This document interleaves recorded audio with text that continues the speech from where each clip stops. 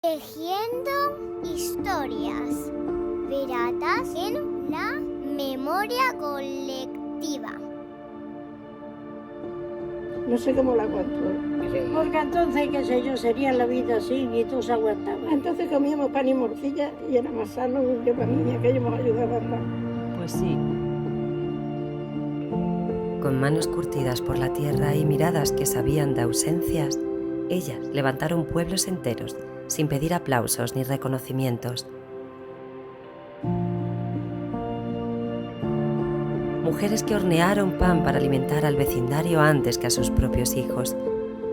Trabajó como todas las mujeres donde podía.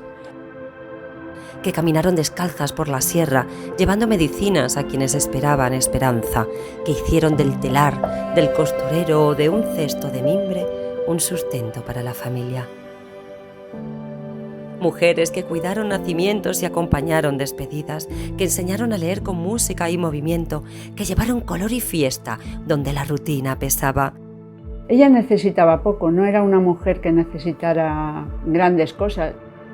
Viudas jóvenes, madres incansables, maestras, deportistas, comadronas, emprendedoras, valientes, que no aceptaron vivir en un segundo plano.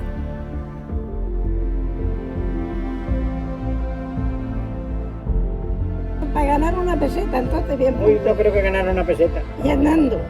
Colocaba los huesos, daba masaje. Era un poco como un comodín, que hacía de todo, era como autodidacta. Ellas son memoria y raíz, pero también semilla y futuro. La prueba de que sin las mujeres, la vida rural no hubiera florecido.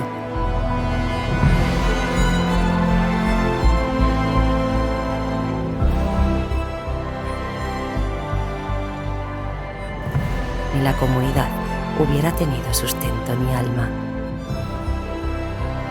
Ellas levantaron pueblos enteros sin pedir aplausos ni reconocimiento.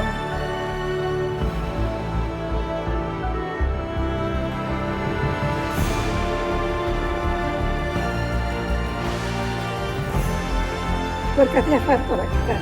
¿Y dónde había que ir a por las Ahí recetas? llenaba.